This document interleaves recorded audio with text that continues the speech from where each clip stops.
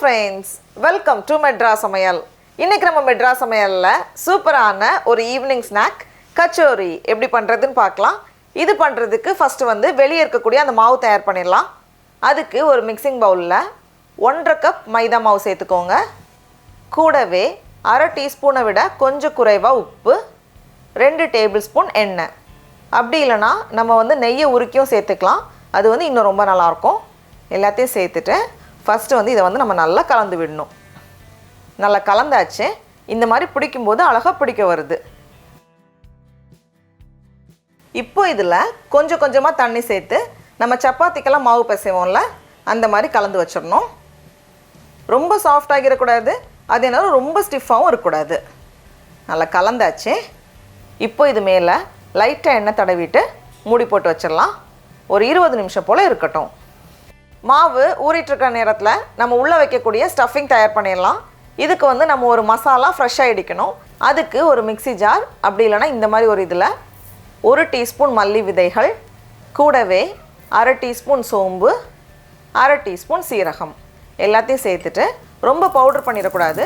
கொஞ்சம் நிறையா இருக்கிற மாதிரி தான் இடிக்கணும். இந்த மாதிரி இடித்ததுக்கப்புறமா இதில் ஒரு துண்டு இஞ்சி, அதை கொஞ்சம் சின்ன சின்ன பீஸாக கட் பண்ணி வச்சுருக்கேன். அது கூடவே ஒரு பச்சை மிளகாய் எல்லாத்தையும் சேர்த்துட்டு மறுபடியும் நல்லா இடித்து வச்சிடலாம். மிக்சியில் அரைக்கிறீங்கன்னா பல்ஸ் மூடில் 2 வாட்டி நம்ம பண்ணாலே ரெடி ஆகிரும். இப்போது ஒரு பேனில் 1 டீஸ்பூன் எண்ணெய் சேர்த்துக்கோங்க. கொஞ்சமாக போதும்.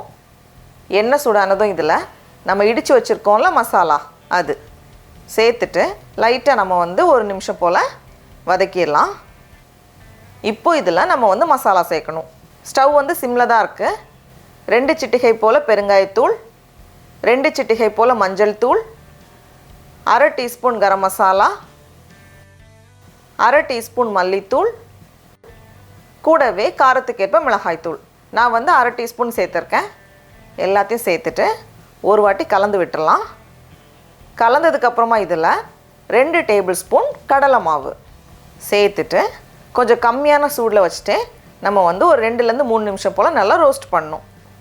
இப்போது இந்த ஸ்டேஜில் நம்ம ஸ்டவ் ஆஃப் பண்ணிவிட்டு இதை மாற்றி வச்சிடலாம். இப்போது மறுபடியும் இதே பேனில் 1 டேபிள் ஸ்பூன் எண்ணெய் சேர்த்துக்கோங்க. எண்ணெய் சூடானதும் இதில் 2 மீடியம் சைஸ் வெங்காயம், அதை கொஞ்சம் சின்ன சின்னதாக கட் பண்ணி வச்சுருக்கேன், அதை சேர்த்துடலாம். சேர்த்துட்டு 2 நிமிஷம் போல் வெங்காயம் வதங்கட்டும். இப்போ இந்த மாதிரி வெங்காயம் வதங்கினதும் இதில் நம்ம ரெடி பண்ணி வச்சுருந்தோம்ல மசாலா, அது எல்லாத்தையும் சேர்த்துடலாம். கூடவே 3 மீடியம் சைஸ் உருளைக்கிழங்கு, அதை வேக வச்சு நல்லா மசிச்சு எடுத்து வச்சுருக்கேன், அதையும் சேர்த்துடலாம். கடைசியாக தேவையான அளவு உப்பு எல்லாத்தையும் சேர்த்துட்டு நல்லா ஒரு வாட்டி நம்ம கலந்து விடணும். அந்த மசாலா, வெங்காயம், உருளைக்கிழங்கு எல்லாம் சேர்ந்து வரும் பாருங்கள். இந்த மாதிரி வந்ததும் நம்ம ஸ்டவ் ஆஃப் பண்ணிவிட்டு இதில் கொஞ்சமாக நறுக்கின மல்லி இலை, கூடவே பாதி எலுமிச்சை பழத்தோட சாறு சேர்த்துட்டு நம்ம கலந்துட்டோம் அப்படின்னா உள்ளே வைக்கக்கூடிய ஸ்டஃபிங் தயார். இப்போது மாவு நல்லா ஊறி ரெடியாக இருக்குது. இதை 11லேருந்து 12 பீஸாக பிரிச்சுக்கோங்க. இதுலேருந்து 1 எடுத்துகிட்டு நல்லா கைக்கு நடுவில் வச்சுட்டு நம்ம கொஞ்சம் விரிக்கணும். விரித்ததுக்கப்புறமா நம்ம ரெடி பண்ணி வச்சுருக்க அந்த ஸ்டஃபிங்லேருந்து 1 எடுத்துகிட்டு அப்படியே சுற்றி நம்ம கவர் பண்ணணும். நல்லா இந்த மாதிரி வச்சுட்டு இந்த ஓரங்களை நல்லா அழுத்தி விட்டுறணும். இல்லைனா எண்ணெய் உள்ளே போய் உள்ளே இருக்க ஸ்டஃபிங் வெளியே வர ஆரம்பிச்சிடும். அதனால் நல்லா அழுத்தி விட்டுக்கோங்க. அப்போ தான் பிரியாமல் அழகாக வரும். லைட்டாக இந்த மாதிரி கொஞ்சோண்டு இருந்துச்சுன்னா அதை நம்ம எடுத்துடலாம். கிராக் இல்லாமல் பண்ணோம் அப்படின்னா உள்ளே எண்ணெய் போகாது. கை வச்சு கொஞ்சம் ஃப்ளாட் பண்ணணும். நம்ம இந்த மாதிரி ரெடியாக வச்சுருக்கேன். இப்போது நம்ம எண்ணெயில் போட்டு பொரிக்கணும். எண்ணெய் குறைவான சூடில் வச்சுக்கோங்க. அதிகமான சூடில் வச்சுருந்தோம் அப்படின்னா நல்லா கிறிஸ்பியாக வர மாதிரி இருக்கும். ஆனால் ஆறுனதுக்கப்புறமா கொஞ்சம் சாஃப்ட் ஆகிரும். அதனால் கம்மியான சூடில் வச்சு தான் நம்ம பொரிக்கணும். இந்த மாதிரி போட்டதுக்கப்புறமா பபிள்ஸ் வருதில்ல, இந்த ஸ்டேஜில் இருந்தால் போதும்.